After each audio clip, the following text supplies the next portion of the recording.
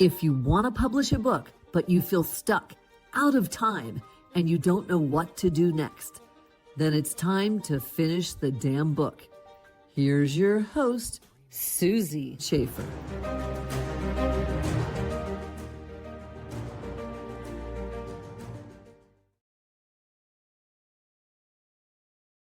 Welcome to this episode of Finish the Damn Book. I'm your host, Susie Schaefer.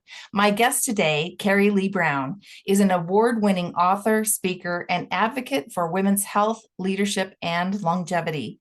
As Vice President of Publishing and Editor-in-Chief of Success Magazine, she has interviewed numerous thought leaders and celebrities on mindset, personal growth, and how they define success. With a 30-year career in media, Kerrie has held senior editorial roles across the health, wellness, entertainment, luxury, real estate, and business development industries. She's the founding editor of Clean Eating and American Health and Fitness magazines, and her work has appeared in over 150 publications worldwide. A heart health survivor herself, Kerrie champions the critical connections between wellness and performance, especially for executive entrepreneurs and business owners who often neglect their health in pursuit of success. Her talks and writing emphasize that sustainable leadership starts with self-care. She's a frequent podcast guest and media contributor to E! Network, Extra, Inside Edition, and inspires audiences to lead with authenticity, prioritize well-being, and redefine success on their own terms. Her self-published book, My Heart, Myself, a heartfelt guide for women who do too much, is available on Amazon. Welcome, Kerrie. Thank you so much, Susie. I'm really glad to be here. Yes, as a leader in the magazine and journalism and editorial, were there moments that were frustrating or emotionally challenging when you wrote and published your book? Yeah, I mean, it's really interesting because, gosh, you reflect back on your whole career, right? And you see where the different pivots happen throughout and the struggles and the setbacks. And then you see where there's glimpses of light. And I like to say that when I wrote my book, there was a bit of a pivot in my work situation at that time. We also moved to the States from Canada because I'm Canadian. And so during that time is when I took my little bit of, my year-long writing my book and everything. So to be honest, I wasn't working at the time at an actual publication. However, I was definitely building my business. So there was all of those kind of, ups and downs, as you know, what comes along with that during the time of writing my book. So yeah, there was definitely some, things that I had to work through and, keep motivated. And I was freelancing at the time, building my LLC and also getting established in a new country and a new city, which was really, really a big deal for me and my family as well. That's a lot to take on at one time. It was at once. Yeah. And I mean, the thing too, that's really interesting is because we're from Canada, obviously there was visas and green cards and all this kind of stuff going on. And there was a lot of red tape for me working, a salary job at the time. So I was freelancing and I was also contracting and doing a lot of different things. And I think it was probably during that time that I met you. I think it was during that time after I just published my book that I met you at an event in Denver. We were actually introduced through Polly Latovsky with My Word Publishing. And I was working with Polly at the time, and you came in and did a presentation for one of our groups. Yeah, and I had just published my book. And again, like you said, I self-published. There was a reason why I decided to do that. I'm a huge advocate of self-publishing or even hybrid publishing for authors, new authors, but also repeat authors as well. And one of the reasons why I chose to do that was because my story is so obviously personal. It's about my heart health struggle and about, being a woman in leadership and in working in media and all the stresses that we put on ourselves to be perfect. I knew that I wanted to really kind of hone my own story and work on my own story in my book. And so I didn't necessarily want like another editor looking at my stuff when I'm a magazine editor by trade. And so I decided to do it that way. And the format just turned out perfectly, which I'm really proud of. And yeah, my book is still, it's kind of lasted the test of time as a lot of books do, because I'm now still able to reflect on that. And I do a lot of speaking and I bring my books and people still want to learn more about my heart health struggles. Yeah. I think it's fascinating too, that someone who is working in the editorial and magazine publication industry, that you are a supporter of independent publishing. I just think that's fascinating because there's a lot of people that think they have to go traditional publishing. Right. So did you have any aha moments during your publishing journey? Oh, 100%. First of all, it's very hard to edit your own work. I did find that out. And actually, I've always known that. Being in the magazine industry, obviously, I write a lot of articles. I've done a lot of features and interviews, and it is extremely hard. So I obviously commissioned a friend of mine who's a fellow editor to take a look. But you know what? I am a fan of self-publishing, 100%. I know there's so many people out there who want to just share their story. And I think, there's different levels, right, of that kind of exposure. There's some real serious authors, that really want to work with a traditional publisher and they feel like that's just the way to go. They have, sometimes the marketing behind them, the money behind them, they can get them in different ways. However, there's obviously independent hybrid publishers like yourself and also self-publishers that can help, new authors who really want to just get their word out there and their message. And that's really where I was. So I had a heart attack at age 39, and that's where obviously my story began on my health kind of journey. And I was also, obviously an editor in chief at a top magazine in Toronto at the time and putting a lot of pressure on myself as a mom, as a wife, as a business person. And I found out that I had a heart condition since birth, which I didn't know. And it was getting a lot worse as I got older.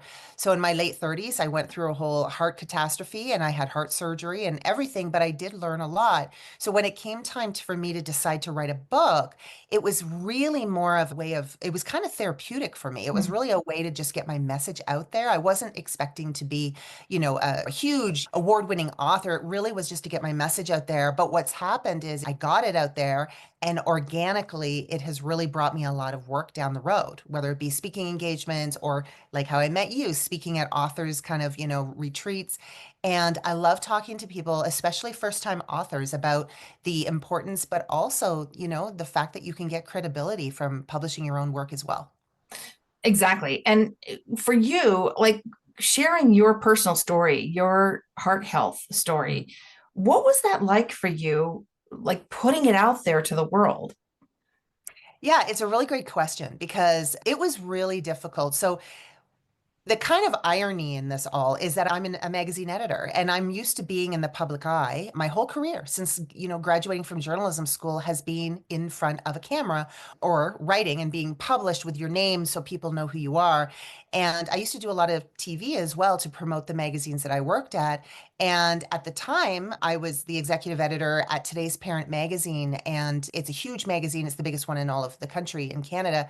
And at the time when I had my heart attack, it really knocked me off my feet. So not only physically, but also mentally and emotionally, because I really thought, oh my gosh, how can I even share my story of being the strong, powerful woman in a leadership role? I've worked at health and fitness magazines. I look after myself. Kind of my background is in the health and fitness journalism side. How could I share that story with women? Would it not make me look like I didn't know what I was talking about? I was trying to lead this, kind of picture perfect life and, self-care and balancing it all. And how could I share that story? So to answer your question, absolutely. I was really embarrassed. I thought that people would think I was a failure or a facade because I didn't have it all together. Meanwhile, I was working in the media and we're told and also, promoted in the fact that we're supposed to look like we have it all together. And that was the beginning of the trajectory change for me, not only with my book writing, but also with my message. Because obviously, women, you know what, we can do it all if we want to, but do we have to? No, or we can in different segments of our life. And I think that's what I had to learn. And so, yeah, I mean, I definitely was embarrassed. I felt shame. But then there was an editor in chief at Chatelaine magazine, a huge women's magazine all across Canada. And she really wanted me to share my story about my heart attack. She said it would resonate with a lot of women. And I was really hesitant to, really, truly. This is just before I started my book. And it took me about 4 months to agree to do it. She said she would do a huge feature on it. I shared my story and we got such amazing feedback from all of the readers across the country, women, obviously in particular, about, how vulnerable I was and how much it really resonated with their lives as well. So as soon as I shared my story that one time, I said, that's it. I have to write this book. I have to get it out to a larger audience and on Amazon. And I've touched, I'm really thankful, but I've touched women around the world who not just because of heart health particularly, but more about the stress and the pressures we put on ourselves as women and more about all of the stuff that we really try to jam into a day because we feel like we have to be perfect. And the fact is we don't have to be perfect. And I've really come to terms with that myself. Yeah, you hit on some really interesting points there. First of all, imposter syndrome. I think we Yes. all, as entrepreneurs, go through that, particularly when we are in the public eye. It is a very real thing for sure. Absolutely. But, Yep. and also, just the whole idea of perfectionism. Mhm. I think that so many women have been conditioned, raised, educated to be as perfect as possible and to take on all the roles of, working, having a career and being a mom and being a provider and all those things. And it's so difficult. And you're right. If we don't actually stop and take a look at our lives and the things that we do day to day for self care, we are going to end up having a health crisis of some kind. It may not be a heart attack, but it might be Right. some other type of health crisis. And I think that particularly your book is going to resonate with a lot of people right now with the movement and talking about our own personal health and what's going on. RFK Jr. is right Mm. now on the soapbox about this. And I think this is a key point, reason why women should pick up your book, because it's more than just trying to do all the things and check the boxes. We have to take care of ourselves, because if we go down, everybody goes down. Absolutely. And I think, again, like I've been a journalist for 30 years, right? I'm dating myself, but it's been a long time coming where, the women's movement in particular in looking at our own health and how that's reflective of, our productivity in society and with our families and that, because basically if we're not healthy, we're not there for everybody else like the way that we're basically nurtured to do. And so it's really important to make yourself a priority. And that's one of the main chapters in my book is making yourself a priority and learning the triggers or at least the signs of learning to slow down. And it's extremely hard to do. I always have to, like I have my book right here. Oh, right here. There it is. Love I it. have to keep it by my bedside because I literally have to remind myself as well. I mean, just because I wrote this book does not mean I'm an expert on healthcare or health, heart health. It's really a reminder for women to just take a moment to, think about themselves, think about all the greatness and all the things that they have accomplished. Like we often are so hard on ourselves Mm. about what our to-do list looks like. And that if you didn't finish your to-do list in the day or the week, that we're hard on ourselves. We're like, oh my gosh, and I like to say, write it, yes, I did this list today kind of thing. That's more important to me Yeah. nowadays. It really inspires me. So I'm actually in the middle of writing a next book that I'll be working with you on because I do want to, do an update on it. And I do want to refresh all of these things that I've learned in my own life. And it is very important. And you know what? One of the other things, Susie, I'd like to say too, is that it really is important for women of all ages to look at their workload. And when I say workload, I mean their life load. And, whether you're younger in university or college or just coming into that, your career, or even if you're at my age in your 50s or beyond, we're all putting undue stress on ourselves in some way. And it's the way we've been programmed since, we've been younger. It's the way that society, put emphasis on women's roles. And I really feel like we really have to keep, that conversation going. And that's why I'm really glad that we're doing this discussion because we have to keep that conversation going for women. And I think it's a long lasting conversation and we have to remind each other and remind ourselves throughout our whole lives. And that's really what my message is now because when I first wrote my book, like I said, it was very therapeutic for me. I wanted to get my message out. I really needed it off my chest to say, this is what I'm going through. Please, check yourselves and look out for signs and symptoms. Well, that was, 12 years ago or whatever now. And so now it's more, okay, I use my book as a backdrop or a foundation for my message. But now I've evolved it to say that women have to actually think about their workload in life from the beginning. And I think that's something that's not stressed enough to women today. Yeah, I agree with that completely. And I think that the greater emphasis is going to be placed in the future Mhm. upon that balance of mind, body, and spirit, right? You have to have all the things. Otherwise, your life becomes, heavy in one area and it starts to affect the other things. So when you're working too much, your health suffers or, your family suffers. So those things are crucial. And I think us finding that balance, and I don't always love that word, but I know. that's the best word I can use, I think, to understand how do you have a life that's full and fulfilling and be able to do the things that you desire without sacrificing another area of your life. Yeah, and you're right. And it's really ironic because I used to actually talk a lot about work-life balance back in the day when I was, at the top of my media career in Toronto and obviously when I had my heart health crisis. And I thought it was very ironic that I was already speaking about it and then I had a heart issue and like a kind of a crisis, really. And I had to really look at my life. And I thought I was actually doing things okay and balancing it all. But it isn't really, yeah, the word is different now. It's more like harmony. It's more the Mm, ups and downs are okay. I mean, we're supposed to have ups and downs in life. It doesn't have to be like this balance. It really doesn't. And that's also changed because when I wrote yes. the book, I was using that kind of buzzword balance. Now it's not. The ups and downs are fine. We all go through them in life. I've recently gone through a divorce. I mean, there's so many different things that women go through. Raising kids now, I'm almost an empty nester. And, I'm working at Success Magazine. I'm excited about all the things to come and love what I do. But we go through these different pivots in life. And I think that's one more thing that I want to add in my next book as well is the fact that, women are we're amazing. And, we might have those down times, but we really do persevere. And the resilience that we have to get through all this and then also be the women and the strong kind of nurturers in society, I think that really needs to be honored. And so that's why I'm so glad we're talking about this to Yeah. get the word out again about the importance. Yeah, I agree. And, especially as women, because we have families and there's other things that go on in our lives. My father recently passed. And Oh, so I'm dealing sorry. with his estate right now. Right. And, there's other things that my best friend, her mom has dementia. Last year, I helped her put her mom into dementia care. There's all these things that happen in our lives. And especially when we get to the middle years of our lives that feel like they're compounding. But I also am a big believer in kind of going with the flow, Hmm. because when you allow those things to just, okay, they're going to happen regardless. Yeah. So if we can just approach it with, okay, what's my next step, and do it in such a way where it feels more grounded and almost spiritually based, to allow those things to happen and just navigate those waters as they come, it does create that more of that flow that you're talking about versus trying to manage everything. Mhm. I think it makes us more nimble in life, in business, all of it. I 100% agree. And it really is because, again, it comes with experience, right? Like, as you kind of, you learn, right, through your mistakes, you learn through these pivots in life. And you're right. I mean, we all have, life lessons, but we also know there's more to come. Like, we just have to accept the fact that that is life.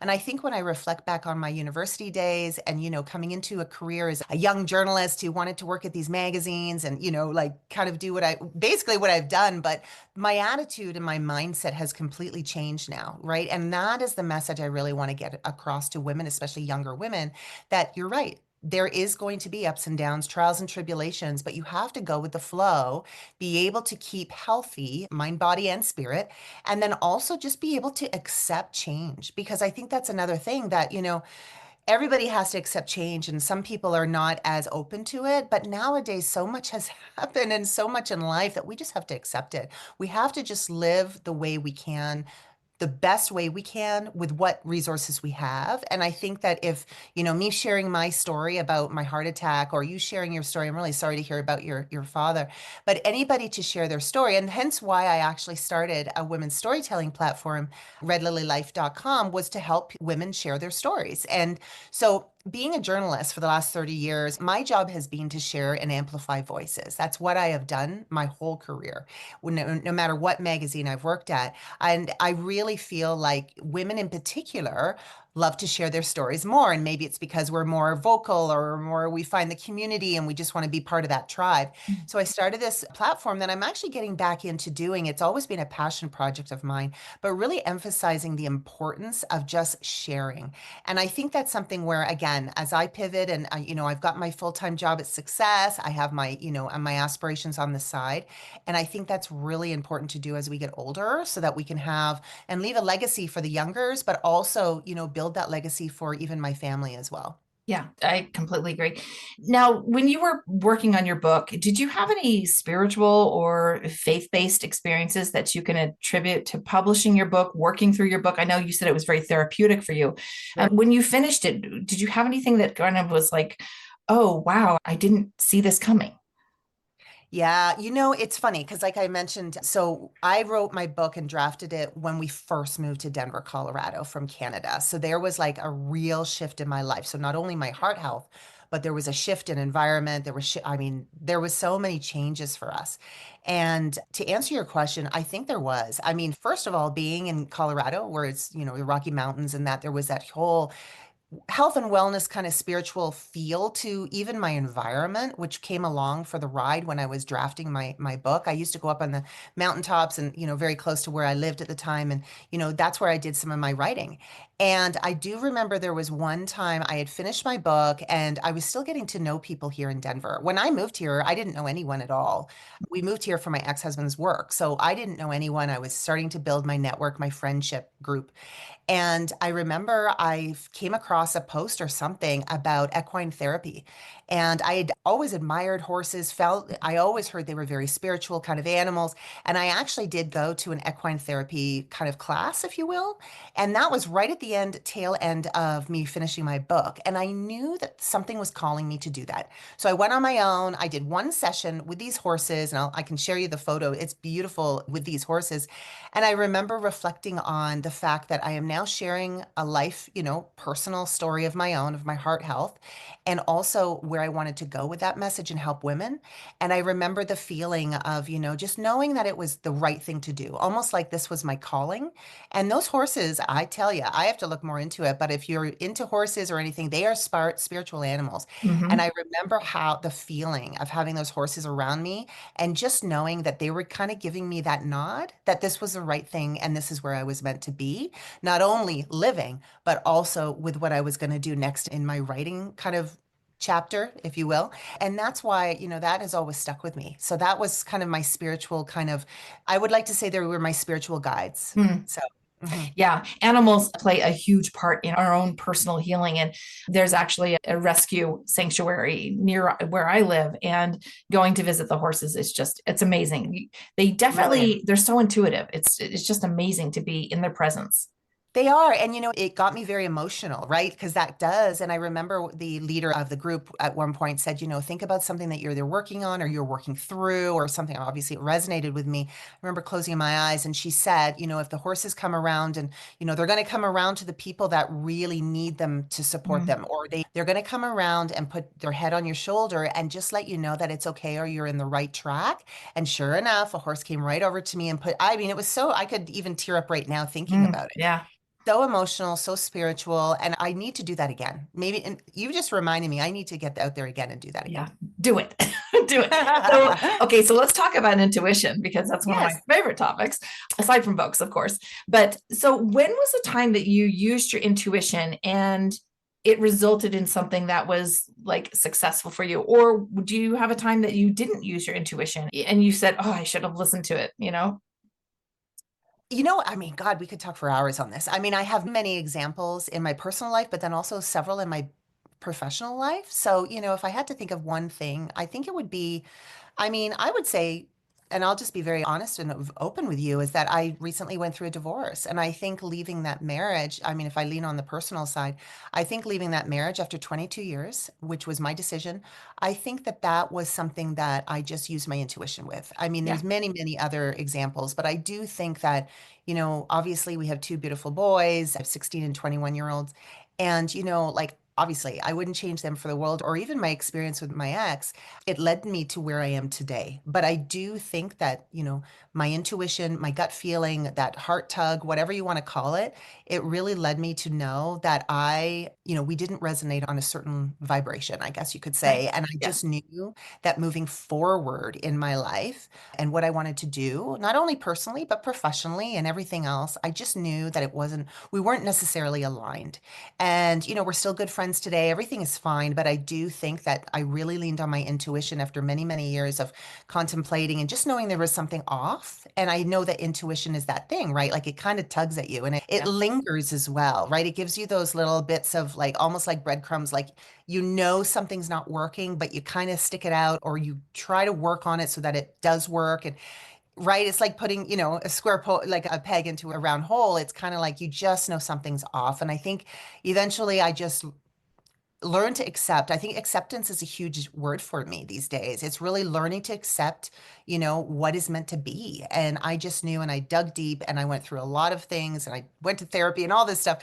And I realized that it was just the best course of action for me and my family. And so I ended up getting divorced less than a year ago now. So yeah, Wow. that's one example. There's probably many, many more in business as well. Oh, of course, because I think that once you're tapped into your intuition, you use it in all areas of your life. I have a very similar story in that I did use my intuition when I was leaving Mhm. my marriage as well. And you're right. I would have never started a business, started a Right. podcast. Like all the things that have happened since then would never have happened had I still been in that marriage. So, Mhm. yeah, you got to trust your intuition and just go with it because I call them little love nudges. And so those we Yeah. get those little nudges, right? And if you Yeah. don't listen to them, if you don't listen to your intuition, then what happens is something big happens. It might be a health scare, it might be you lose a lot of money. Who knows? But we have to be able to tap into that intuition and learn from it and follow it. Yeah, and I think that the important thing about intuition, I think too, is that, if you follow your intuition, it could lead you into dark places as well. Like, you know what I mean? Like it could, but at the same time, there's always going to be light. Like, right? That there's that balance again, right? If there's dark, there's light. And I think that you have to work through those things. So, I mean, Mhm. some people may not, example, leave a marriage or other things, leave a job, like whatever the situation is, because they don't know the unknown is so scary. And there's a lot of fear right now, especially today with finances and everything. But I think that, your intuition will definitely guide you in a certain way that you end up in a place you're supposed to be. And I Right. think that is the biggest lesson that I've learned lately, even professionally. Navigating through different jobs in my career, leaving different magazines for different reasons, moving on to others, starting my business. Now I'm starting to draft my next book. Like there's certain things I really want to do, and there will be, fear-based kind of, times. But I do know that my intuition is telling me to go a certain way, and I think we just can't ignore it. I think if you ignore it, then it'll become stronger. So I think that you just might as well go with the flow. Exactly. Yeah, I love that. Okay, so let's use a little intuition. And how do you feel about us pulling some cards? Yes, please, let's do that. Okay, I love it. Is there a question that you want to ask for the our listeners, or something that you feel like is important? Hmm. Would they like to kind of, okay, well, I mean, gosh, I have so many questions, but let's say, am I on the right track with my business aspirations and my passion projects and my next book? Yes. Okay. The first card out is a 38. So 3 plus 8 reduces to 11. 11 is the number of fate and destiny. Now, the card is to be fair. And of course, this is just really beautiful card. She's in a white gown and she's holding the scales of justice, of balance that we talked about, right? See? Yeah. Yes. So in one, there's an egg. Egg is the representation of creativity, fertility, new ideas. And the other holds a fortune cookie, which is about risk and not knowing what's going to come next, right? So you get to choose. You get to choose. And she's in this beautiful white gown. So for me, this is a representation of marriage, right? But it doesn't necessarily mean marriage to another person. What Mm, I'm really feeling on this card today in particular is marriage to yourself, mhm. right? Really commitment to yourself and to your own health and wellness. And on top of her head, she has a crown. So that's really tapping into your crown chakra, your Mhm. intuition, right? And at the very top on that crown is an owl. Owl is our higher wisdom. It's a connection to Akashic records. It is us tapping into our wise old owl ourselves, right? In order to gain that clarity and that direction. So I love that card. I just think that's wonderful. I think it's perfect. It Beautiful resonates with me card. perfectly. Yeah.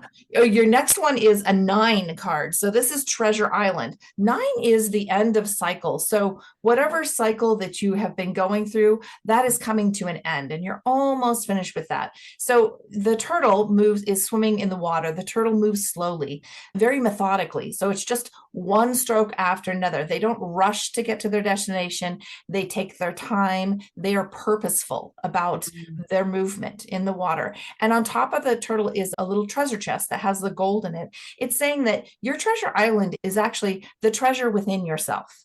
This turtle doesn't know that he's got the treasure with him the whole time, but he's still going towards his destination. And the water represents deep emotion, and you can see that it's very deep, but it's not churned up. So that means that it's not something negative, but that there is deep emotion around this. But that turtle knows that it has the treasure on its back. And then your last card is a 43 card. So that's a 7. 7 is the number of God, source, divine, and it's deep knowing. So this is really, and then there's another owl. So now you have 2 owls. This is really about trusting your intuition, using your higher self to guide you. I love this card because that just really tells me that, with the question you asked about, am I on the right track? You are moving in the right direction. And I love that, especially with that turtle. And you know what? I can be a turtle all you want. I'm good. I guess I'm slow but steady. Yes, that's it. And I think that's great. I think that one of the other things, just to mention, Susie, and I don't know if this will resonate with your audience, but I definitely feel like I'm leaning more into my feminine energy right now and my feminine divine. And so when you mentioned my higher self, I do feel like personally and professionally, this is my next chapter. I'm very excited. It's scary, but I know there's a lot more for me to come, and I'm hoping that's reflected in my next kind of book series that I'll be working on, now over the fall and winter. And I'm really excited to share my story and the evolved Kerrie, if you will, which is really exciting. So I love those 3 cards. You've done a fantastic job because I resonate with that on so many levels. Oh, thank you, Kerrie. Okay, so how can people get in touch with you? How can people work with you? Yeah, well, thanks for asking. So there's many ways. I'm on social media, all platforms at Kerrie Lee Brown. If you want to connect with me on LinkedIn, if you in a professional manner, go ahead.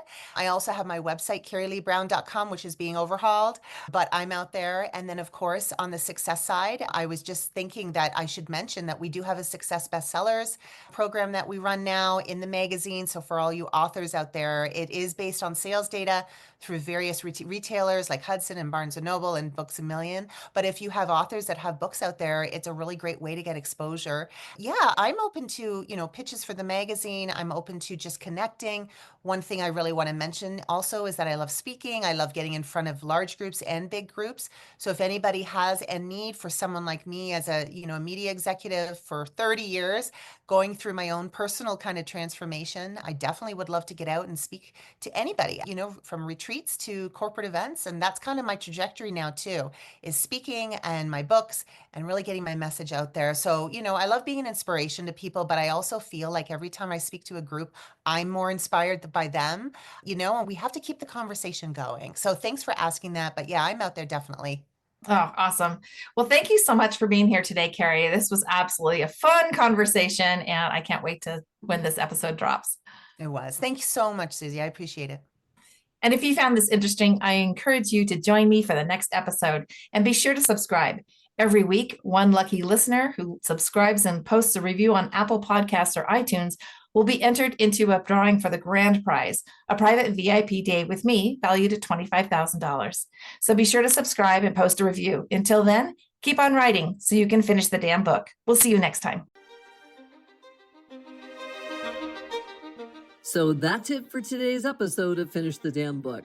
Head on over to wherever you listen to podcasts and subscribe to the show. One lucky listener every single week that posts a review on Apple Podcasts or iTunes will win a chance in the grand prize drawing to win a $25,000 value private VIP day with Susie Schaefer herself. Head on over to finishthedamnbookpodcast.com and pick up a free copy of Susie's gift. And join us on the next episode.